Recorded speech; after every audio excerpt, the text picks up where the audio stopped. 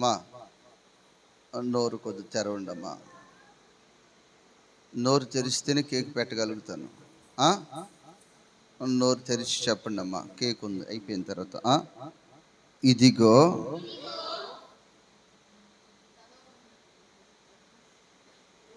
చెప్పండి అమ్మా బిగ్గరగా. ఇదిగో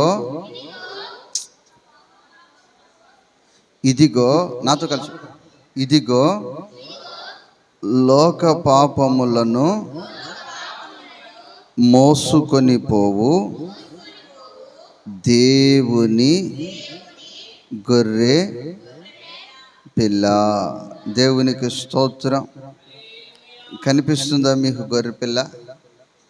ఇదిగో లోక పాపములను మోసుకొని పోవు దేవుని గొర్రె పిల్ల. దేవునికి స్తోత్రం. ఇప్పుడు మనందరము కూడా గొర్రెలమై ఉన్నాం. ఎవరమై ఉన్నాం? అందుకే ఇప్పుడు వరకు మనమందరం స్వరమైతే ఏం పాడాం?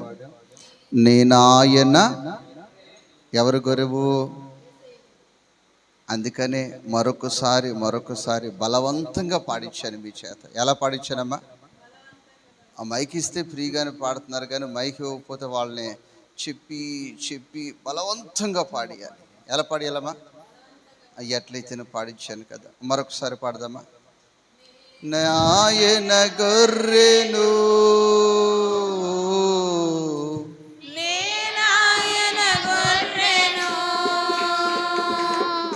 ఆయన కూడా గొర్రె. దేవునికి స్తోత్రం. ఆయన ఎవరు అంటే లోక పాపములను మోసుకొని పోవు దేవుని గొర్రె పిల్ల. దేవునికి స్తోత్రం. ఇప్పుడు మనమేమో గొర్రె పిల్లలం.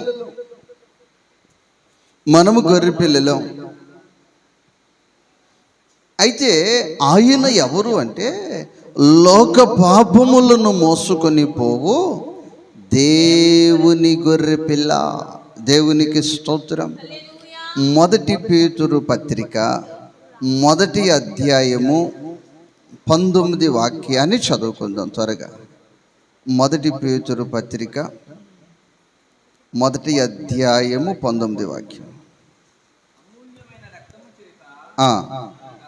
అనగా గట్టిగా నిర్దోషమగు గొర్రె పిల్ల రక్తము.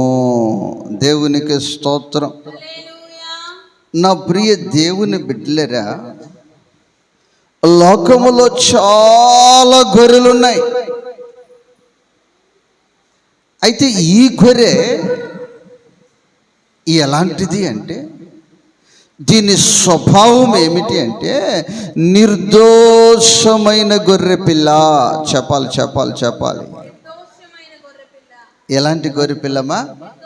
నిర్దోషమైన గొర్రె పిల్ల. ఈ నిర్దోషమైన గొర్రె పిల్ల ఆఖరి రక్తపు బొట్టు వరకు రక్తమును కారుస్తుంది. ఎందుకు కారుస్తుంది అంటే, నా డ్యూటీ ఏమిటంటే ప్రతి ఒక్కరిని నిర్దోషమైన వ్యక్తులుగా మార్చాలని, నా హస్తపు నీడలోనికి వచ్చిన వారిని, నన్ను విశ్వసించిన వారిని, నన్ను వెంబడించిన వారిని ఎలా చేయాలి అంటే నిర్దోషమైన వ్యక్తులుగా మార్చాలని ఆశ. మనము పాత నిబంధన గ్రంథములోనికి వెళ్ళి చూస్తే అక్కడ లేవియా కాండములో 1వ అధ్యాయములో 10 వచనాల్లో ఉన్న మాట ఏమిటంటే, బలి అర్పించే గొర్రె ఎలాంటిదై ఉండాలంటే నిర్దోషమైనదై ఉండాలి. అమ్మమ్మ చెప్పాలి, ఏమై ఉండాలి? నిర్దోషమైనదై ఉండాలి. దేవునికి స్తోత్రం. దేనిని తీసుకుని రాకూడదు, అన్నిటి తీసుకుని రాకూడదు. అయితే తీసుకొచ్చిన తర్వాత అది నిర్దోషమైనదా కాదా అని యాజకుడు దానిని పరీక్షించాలి. చదవండి, మొదటి అధ్యాయం 10 వాక్యం. దహన బలిగా అతడు అర్పించినది గొర్రెల యొక్క గాని మేకల యొక్క గాని మందలోనిదైన ఎడల అతడు నిర్దోషమైన మగదాన్ని తీసుకొని వచ్చి నిర్దోషమైన దానిని తీసుకొని రావాలి. నిర్దోషమైన దానిని తీసుకొని వచ్చి వెంటనే బలి ఇవ్వటానికి అది ఎలిజిబుల్ కాదు. యాజకుడు దానిని పరీక్షించాలి, యాజకుడు దానిని చూడాలి. దేవునికి స్తోత్రం. ఈరోజు ప్రియ దేవుని బిడ్డలారా, అనేక మంది చిన్నలు, పెద్దలు, వృద్ధులు అనేక మంది దేవుని దగ్గరకు వస్తూ ఉన్నారు. ఇప్పుడు యాజకుని యొక్క పని ఏమిటంటే నిర్దోషమైనదా కాదా, నిర్దోషమైనదా కాదా, నిర్దోషమైనదా కాదా అని చూడాలి. ఇది పాత నిబంధనలో యాజకుని యొక్క డ్యూటీ అయ్యింది. దేవునికి స్తోత్రం. నా ప్రియ దేవుని బిడ్డ, నీ జీవితంలో నువ్వు చేయవలసినది ప్రాముఖ్యమైన పని ఏమిటంటే నీవు దేవుని మందిరములో నిర్దోషమైన వ్యక్తిగా సాక్ష్యమును సంపాదించాలి. ఏం సంపాదించాలి? సాక్ష్యమును సంపాదించాలి. ఫలాని సహోదరుడు మంచి వ్యక్తి, నిర్దోషమైన వ్యక్తి, దోషము లేని వ్యక్తి. ఫలాని సహోదరి దోషము లేనిది అని నీ జీవితంలో సాక్ష్యము చాలా ముఖ్యం. దేవునికి స్తోత్రం. నా ప్రియ దేవుని బిడ్డలారా, మీరు అనొచ్చు, అయ్యా సాక్ష్యం పొందటం ఎట్లా? కొందరేమో మంచిదాన్ని అన్నా, మరి కొందరు చెడ్డది అని చెప్తూ ఉన్నారు. ఈ లోకము ఎలాంటిది అంటే, నువ్వు పెట్టినంతసేపు పెళ్ళి ఆ పెడతవి ఎప్పుడైతే ఆపేసావో చావు కోరుతారు. దేవునికి స్తోత్రం. నా ప్రియ దేవుని బిడ్డలారా, యేసుక్రీస్తు ప్రభువుని చూసినట్లయితే ఆయన ఒక సందర్భములో ఒక పదాన్ని ఉపయోగించారు. ఈ దేవాలయాన్ని మీరు పడగొడితే 3 రోజుల్లో కట్టేస్తాను. అది హృదయము దేవునికి దేవాలయము. చెప్పాలి, హృదయము దేవునికి దేవాలయం. మీరేం చేస్తారు? ఈ దేవాలయాన్ని పడగొట్టగలుగుతారు, ఈ దేవాలయం మీద కొరడాలతో కొట్టగలుగుతారు, ఈ దేవాలయాన్ని భళ్యముతో మీరు పొడవగలుగుతారు, పడగొట్టగలుగుతారు, చంపగలుగుతారు. అయితే నేను ఓన్లీ 3 days 3 రోజుల్లో మరలా దేవాలయమును నిలబెట్టగలను అన్న ప్రియ దేవుని బిడ్డలారా, ఈ పదాన్ని వాళ్ళు ఎలా ఒక్కీకరించారంటే, ఎలా మార్చారు అంటే, ఇదిగో మనము పవిత్రమైన దేవాలయం, మనకు ఆరాధ్య దైవమైన దేవాలయం, ఇదిగో మన పితరులు కట్టిన దేవాలయాన్ని, సొలొమోను గారు కట్టిన దేవాలయాన్ని, మన పితరులు ఆరాధన దైవమైన దేవాలయాన్ని పడగొట్టేస్తున్నాడు ఈ వ్యక్తి మరణానికే పాత్రుడు. ఈ వ్యక్తిని సిలువేయాలి, చంపాలి. యేసు ప్రభుని ఏమంటున్నారమ్మా? సిలువేయాలి, చంపాలని ఏక స్వరముతో ప్రజలందరూ అంటున్నారు. దేవునికి స్తోత్రం. నా ప్రియ దేవుని బిడ్డలారా, నీ వ్యక్తిగత జీవితంలో పవిత్రత కలిగి నువ్వు జీవిస్తూ ఉన్నా, పరిశుద్ధతలో నీ జీవితము కొనసాగుతూ ఉన్నా, నిర్దోషమైన వ్యక్తిగా నీ జీవితం ఉన్నా, కొన్ని నిందలు నీ జీవితంలోనికి వస్తాయి. ఏం చేస్తాయమ్మా? వస్తాయి. దేవునికి స్తోత్రం. నా ప్రియ దేవుని బిడ్డలారా, ఒక తండ్రి ఒక కుమార్తె గురించి ఏం మాట్లాడాడంటే, నా కుమార్తె ప్రస్తుతానికి జైల్లో ఉన్న కడిగిన ముత్యము వలె బయటకు వస్తుంది అంటున్నాడు. నా ప్రియ దేవుని బిడ్డలారా, యేసుక్రీస్తు ప్రభువారిని బంధించారు, సంఖ్యలు వేసి తీసుకుని వెళ్ళి ఆ రోమా చక్రవర్తి ఎదుట నిలబెట్టారు. ఏంటి ఈయన చేసిన పొరపాటు, ఏంటి ఈయన చేసిన తప్పు, ఏమిటి ఈయన దోషము, ఏమిటి ఈయన పొరపాటు అని ఒక్కొక్కటిగా అడుగుతూ వచ్చారు. ఆ యొక్క కోర్టులో ఫైనల్ తీర్పు చదవాలి మీరు. యోహాను సువార్త 18 అధ్యాయము 38 వాక్యం. యోహాను సువార్త 18 అధ్యాయము 38 వాక్యం. అందుకు పిలాతు నీవు రాజువా?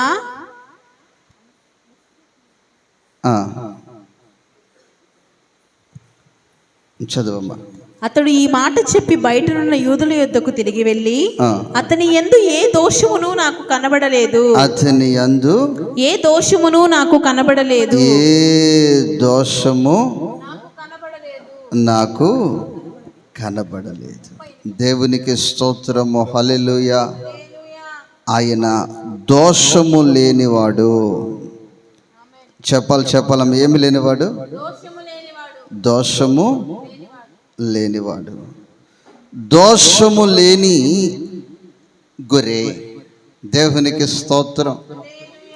ఈరోజు నువ్వు ఎన్ని నిందలు అనుభవిస్తూ ఉన్నా, నువ్వు నిర్దోషివైతే ఫైనల్గా నా దేవుడు నిన్ను దోషము లేని వ్యక్తిగా చేయగలడు. దేవునికి స్తోత్రం.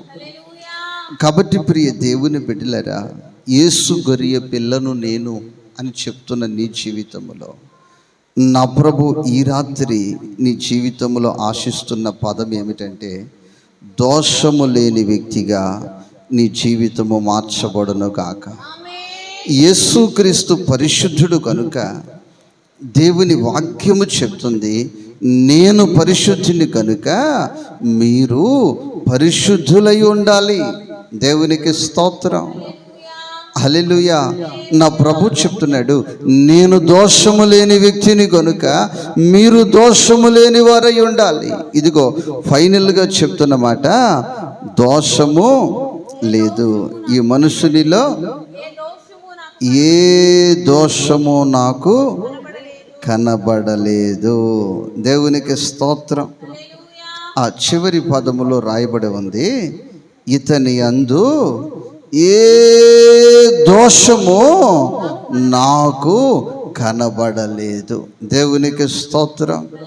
ఈరోజు వాక్య పరిచర్య చేస్తున్న దైవజనుడు కానీ, దైవ సేవకురాలు కానీ, విశ్వాసులు, సంఘ పెద్దలు ఒక్కొక్కరు, ప్రతి ఒక్కరు కూడా క్రీస్తు న్యాయపీఠము ఎదుట నిలబడాలి. నిలబడినప్పుడు ఈ సాక్ష్యము నీవు కలిగి ఉందువు గాక. నీ వ్యక్తిగత జీవితమంతా అక్కడ పరిశీలన జరుగుతుంది. ఆ పరిశీలన జరిగినప్పుడు నీవు ఈ సాక్ష్యాన్ని కలిగి ఉందువు గాక. ఏమిటి ఆ సాక్ష్యం అంటే, ఇతని యందు ఏ దోషమో కనబడలేదు. దేవునికి స్తోత్రం. కాబట్టి ప్రియ దేవుని బిడ్డలారా, అట్టి సాక్ష్యము కొరకు నువ్వు ఆరాటపడాలి. అట్టి సాక్ష్యాన్ని పొందటానికి నువ్వు ప్రయత్నించాలి. అట్టి సాక్ష్యాన్ని పొందటానికి నువ్వు పరుగెత్తాలి, నువ్వు శ్రమపడాలి. దేవునికి స్తోత్రం. నేను ప్రకటిస్తూ ఉన్న దేవుడు ఈ ప్రపంచ చరిత్రలో దోషము లేనివాడు. ఆయనలో దోషము కనిపించలేదు. దేవునికి స్తోత్రం. ఇది సామాన్యముగా ఆయన్ని ప్రార్థించేవారు చెప్పిన మాట కాదు. ఆయన యందు విశ్వాసము కలిగిన వారు చెప్పిన వారు కాదు. ఆ దినాలలో ఆ యొక్క చక్రవర్తి తీర్పు, ఆ కోర్టు తీర్పు వచ్చింది, ఈయనలో ఏ దోషము లేదని. దేవునికి స్తోత్రం. దోషము లేని దేవుణ్ణి ఆరాధన చేసే భాగ్యము నాకు దొరికింది. అందును బట్టి నేను సంతోషిస్తున్నాను. దేవునికి స్తోత్రం. దోషము లేనివాడు. దేవునికి స్తోత్రం. ఆయన ఆశ ఏమిటంటే నిన్ను కూడా దోషము లేని వ్యక్తిగా చేయాలని. ఎందుకని ఆయన నిష్కలంకమైన రక్తాన్ని కార్చాడంటే నిన్ను ఒక నిర్దోషమైన వ్యక్తిగా చేయాలని. ఇప్పుడు చెడిపోయిన నీళ్ళతో చేతులు కడుక్కుంటే చేతులు కూడా చెడు వాసనే వస్తాయి. కానీ మంచి నీళ్ళతో మనం చేయగడుకున్నప్పుడు మన చేతులు కూడా శుభ్రమైపోతాయి. కాబట్టి ఆయన మన కొరకు నిర్దోషమైన రక్తమును కార్చాడు. దేవునికి స్తోత్రం. యెహోవా నా మంచి కాపరి. అందరూ మోకరించండి. మంచి కాపరి. అందరూ మోకరించండి. యెహోవా నా గొప్ప కాపరి. యెహోవా నా మంచి కాపరి. యెహోవా నా గొప్ప కాపరి. నేనాయన గొర్రెలు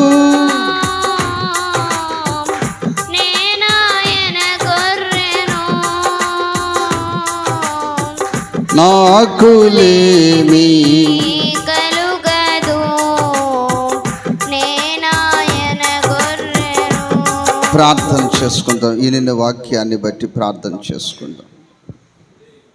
స్తోత్రం స్తోత్రం స్తోత్రం స్తోత్రం స్తోత్రం స్తోత్రం స్తోత్రం.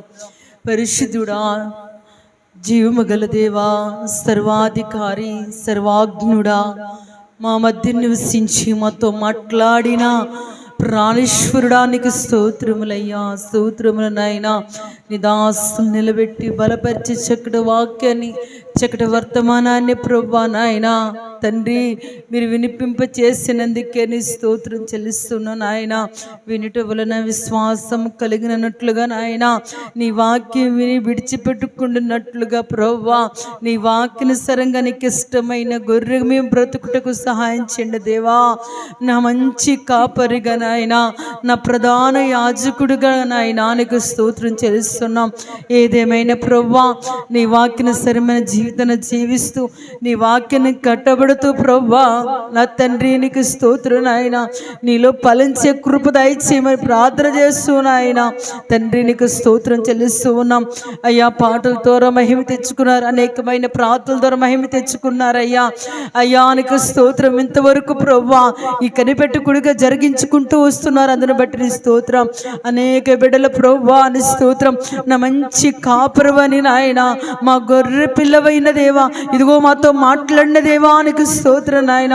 ఒక్కొక్కరు ఆత్మతో సత్యముతో ఆరాధించడానికి, అభిషేకించడానికి కృప చూపిన వాడని స్తోత్రం చెల్లిస్తూ ఉన్నాం నాయన. తండ్రి నీకు వందనాలు. ఇంతవరకు ప్రభువా ఆశీర్వాదకరంగా ఆరాధన జరిగించిన స్తోత్రం. జరగబడుతున్న కార్యక్రమం అంతట్లో కూడా ఆశీర్వాదకరంగా జరిగించి మహిమ తెచ్చుకోమని యేసు పేరిట ప్రార్థన చేస్తున్నాం తండ్రి, ఆమేన్. ప్రార్థన. మన తండ్రి అయిన దేవుని కృపయు, కుమారుని యొక్క పరిశుద్ధతయు, పరిశుద్ధాత్మిక అన్యోన్య సహవాసము ఇప్పుడు ఎల్లప్పుడూ సదాకాలము సకల కోటి పరిశుద్ధులకు ఆయన కృప సదాకాలము తోడయుండి నడిపించునుగా.